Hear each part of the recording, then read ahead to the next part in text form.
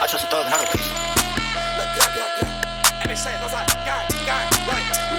DJ ماداکس منتظر رولم پاس میده بودیم تموم شد گلم ولی کافش کدیم شروع شد صبحم تا شب میدم مدی فشارو من گفتم ولی تو پاک بیپوچی کش میاد هانه ماما میدونه بچه‌ش را کس داره کوچی مثل پولش پاکه حال نرم بزنم رایم اضافه اومدم باز باشگاه مغزمو تست کنم میدونن جینیسم میخوام منو کپی پیست کنم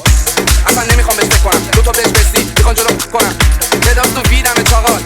دنبال فیتم چاقال چون اینقدر بیگ نکن تنها چیزی که بیگه شیرمه چاقا میک سنس نمیکنه دو تا کارا برا همه ما غریب برو بود بابایی بارا برا منه مشتری میگه سیاه خریدم تخفیف بده بیزنس حساب کاکا برا دره بتاون گفتم یکی دیگه بپیچه یا میلان دیگه بی اس میگه بیکه اسم میکنم کوچی شده فریسه چون میخوام بکشنم منو منیمه کارم باهاش تمام شد کوچی به کاکا سر دادش دست راست یا میلان کوچه دست چپش گل داره مامان برام دور که جیبام پر پول باشه الان کوچی تاکتیری استانه کافه میگه یه چی بده برقصیم و جون ننم پیزامو پاک کردم صف ترافیلو جوز زدم دفاع بلاکم سال بود منم تو بچه میپره رو مثل یوز بلند پاس بده جوینت تو جیب رو ولی میاد پیش بدن لاتینو بچه میدونه به میگن ترپ بابا ولی بهم میگه پاپاسیتو میخوام پومه تازی زیرو نانگه فره چند 14 کارم کیلو بچه خود ریو دو لیرو باز من شده کوچی این کیلو نکن اسپورت باما پسر میاره شوتی اسپورت کاکا گلم رنگره خاره اسپورت بازار فوتبالی شماره هفته ای گل سازا شلوار اتشی که تسی میلان امضامه کپی که سوگمو نمیاد به ستاشه خاص شده فلو استایلتون به اساچه شاستی میاد رو صورت واسه یورو امباپه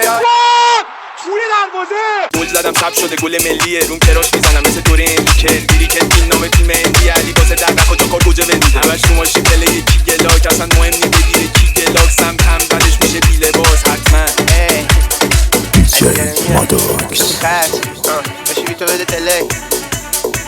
علی بیتو میده تلک حاجی با اون فاک نکن کار داره قلق میتره جله میگه تو کچلم و هنو دارم دره حاجی بودو بره مصاحبه نکرد با مهزاد بلو میلیونه شدم اون شد اخراج بودو گفتم ارسا اون مینویسی بهزاد درو پوزیشن و فیوچر و اسپات تو دفعه میگه بریم میگم نه مرسی شورت شاخه خون میده بوی تون مکنزی نمیخوام بکنم پرک و جنسی جنس زدم ولی میزنم من مدو فلستی پیر نمیشم پورنگ رنگین کمون داره میاد دودولم توی مثل ادرارم برگم به جوره ولی هنو کولم